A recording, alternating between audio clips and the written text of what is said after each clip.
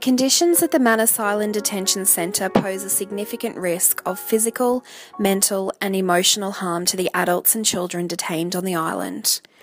There is one medical facility that provides services to asylum seekers, which is staffed by a range of doctors, psychologists, counsellors and nurses. In a 2013 report, the United Nations High Commissioner for Refugees flagged several concerns about the Manus Island medical facility, including the lengthy wait time to see a doctor, which is often up to 72 hours, as well as the complex procedure for organising a consultation. Due to the freedom of movement restrictions in place, asylum seekers are unable to approach the clinic directly to make an appointment and are also unable to access dental, X-ray and pathology facilities provided at the local hospital. In April 2013, an ABC Four Corners report highlighted the inadequacy of this medical facility, with a former doctor alleging that the centre lacked critical medical equipment such as oxygen, antibiotics and essential medication. Furthermore, if a serious medical emergency is to arise on the island, there is a 24-hour delay between calling for a medical evacuation by air and a plane arriving. Beyond the risk to their physical health, it is well established that mandatory detention has a negative impact emotionally and mentally on asylum seekers. On Manus Island, asylum seekers are subjected to an indefinite wait in detention in close proximity to many others, with limited access to legal resources and no control over their outcome. Considering that many asylum seekers are also fleeing war and persecution and may have experienced torture and trauma, a high degree of psychological distress is inevitable. Extreme self-harm is also commonplace on Manus Island, including lip-stitching and self-immolation.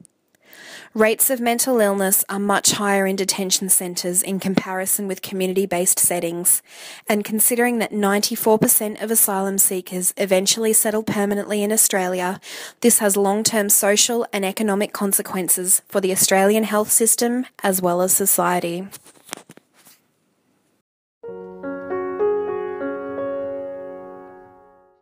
Well, the costs of the government's return to offshore processing are beginning to emerge. Australia has boosted its refugee intake to 20,000 a year, but it comes with $1 billion price tag. The government is also on track to reopen detention centres on Nauru and Manus Island, with Defence Force teams heading to both areas within a few days. The national budget for Australia was declared this month. Treasurer Wayne Swan announced the country to be in a $17.8 billion debt situation. $2 to $3 billion of that is said to be from the government's exorbitant and inhumane border protection budget, an awkwardly expensive policy known in Australia as the Pacific Solution. Closing offshore processing and implementing a sensible, sustainable, cost-efficient and humane community detention policy would mean there would be no $943 million cut to foreign aid or a cut of $2.6 billion to universities, funding for the Renewable Energy Agency, Biodiversity Fund and Clean Technology Program, and $3 billion more to schools to implement Gonski school reforms. The Greens want detention centres at Manus Island and Nauru shut down for good, and that asylum seekers be released into the community and their claims for asylum to be processed whilst there. Greens Senator Sarah Hanson-Young warns current and future governments and Australian taxpayers to look at the bottom line. She says, "We have worked out it costs 600 Australian dollars a day to detain an asylum seeker offshore. If you then assume they're kept there for a minimum of 5 years, as current policy dictates, it comes to a total of 1.2 million Australian dollars per person. But if they are allowed to live in the community while their claims are assessed, we have worked out the cost to be 38 Australian dollars a day. This is not rocket science, Australia."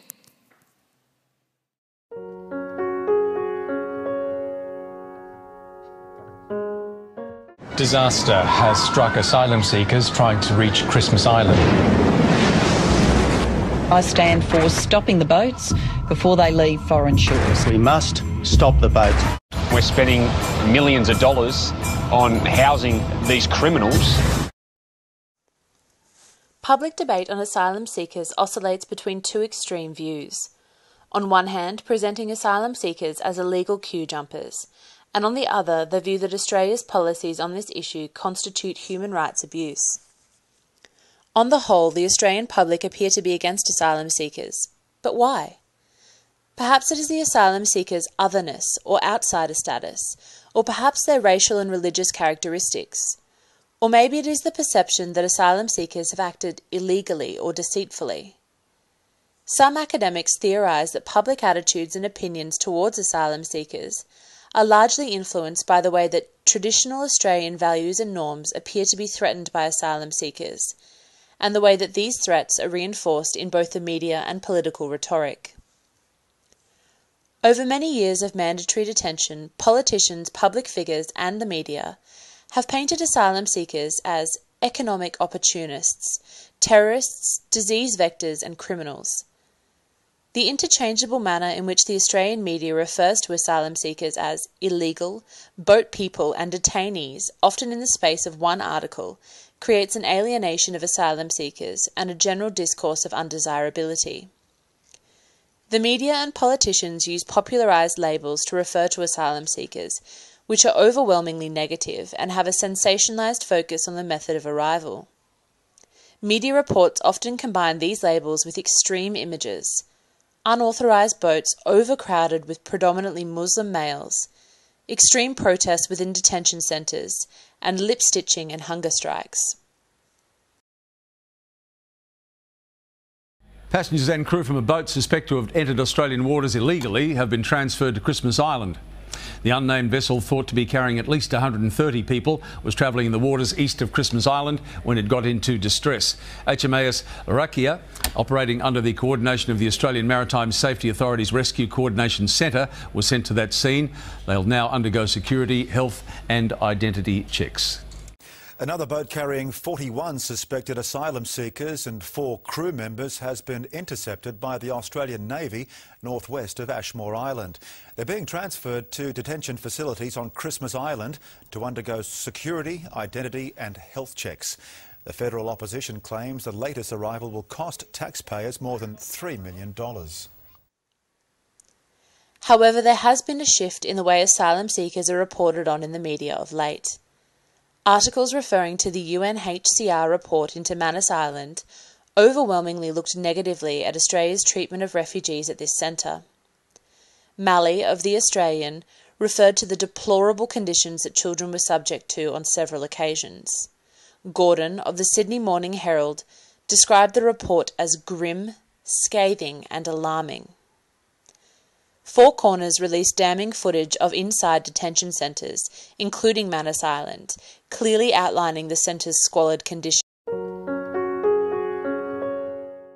Welcome back to the program. Well, we saw some pretty disturbing allegations raised last night on the Four Corners program on the ABC from a doctor who had been working at the Manus Island Detention Centre about conditions there, about the lack of medical supplies, about the impact on children and women in particular. This has led today to one government backbencher, at least, calling for the Manus Island Detention Centre to be shut down. Labor Senator Doug Cameron had been supporting offshore processing in Nauru and Manus Island. I spoke to him, though, a little earlier this afternoon. Doug Cameron, thanks for your time. Simple question. Do you think Australia should be sending women and children to a place like Manus Island to have their asylum claims processed? Absolutely not. I think the women and children should be removed from there immediately. I'm calling on the Minister to do that as of today. The Minister says this is an operational decision for the department. Is that good enough? The Minister can certainly direct the department, and I think the government's got a responsibility, consistent with the expert panel report, not to have women and children in these conditions. What is it about the conditions that concerns you the most? Well, a range of issues, the health issues, the mosquito issue, malaria problems, not having access to emergency medical treatment for 24 hours if it's serious, no medical equipment of any high standard being there. This is not good. The accommodation generally, the electrical problems, this is not good. This is not treating asylum seekers as human beings. What about adult males? If it's that bad, should they be sent there either? I don't think they should be. I think Manus Island has been a mistake. I think Manus Island is not appropriate. It's a penal provision against people seeking refuge, and I don't think that's appropriate. So it should be shut down immediately, those asylum seekers? I don't think we should spend any more money on Manus Island. I think we have to look at more onshore processing, get the onshore processing process working well.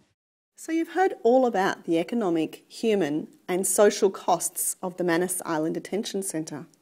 Now you see there is a valid argument that the most prudent and ethical course of action legislators can take is to close offshore detention facilities as soon as possible. Detention, even for short periods, harms health and well-being for all. The consequences for the cognitive and emotional development of children are lifelong. The significant cost of detaining asylum seekers on Manus Island could be redirected to onshore community detention, worker education and facilities to process refugee claims in a time-efficient manner. Alternatives cost less than detention. A cost saving of 93% was noted in Canada on alternatives to detention compared to detention costs. Precedents have been set in other countries. Sweden accepts 3 times as many asylum seekers than Australia per year. On entry, they are assigned a caseworker and provided with housing and benefits while their claims are being processed. Claims are processed within 3 months, and this program costs significantly less than Australia's offshore processing policy. Cost-effective, humane and reliable alternatives to detention are currently used around the world and have been found to benefit government, the community and the individual. A similar program of community detention is therefore a feasible option for Australia to employ.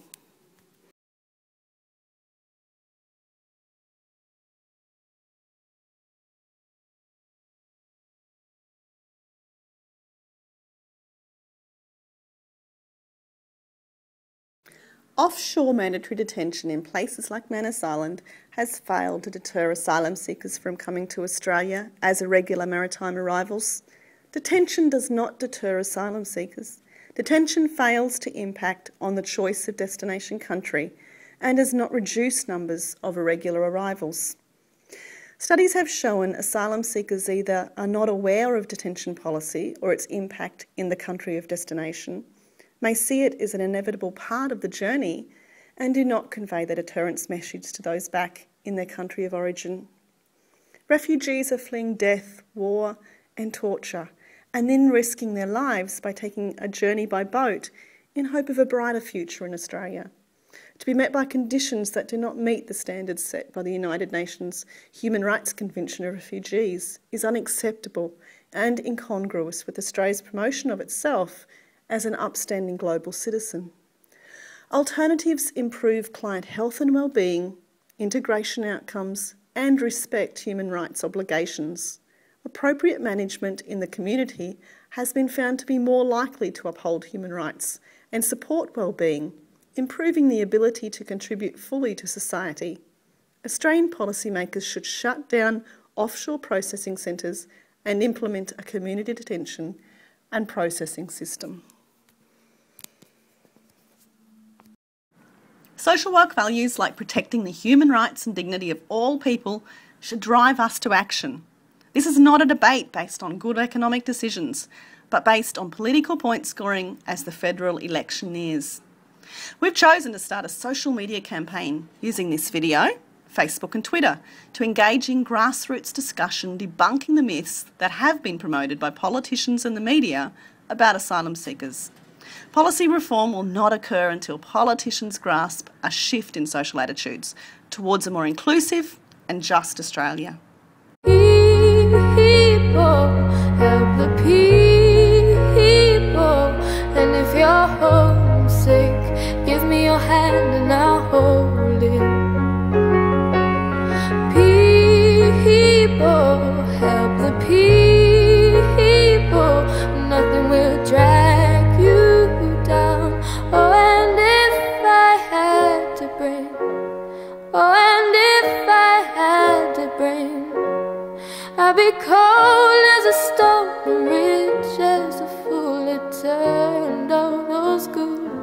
hearts away.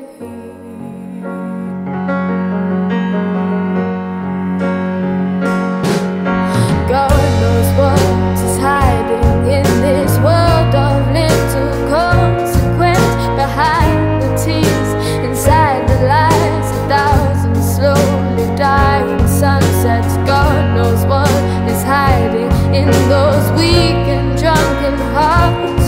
Guess the loneliness came knocking. No one needs to be alone or singing. People, help the people.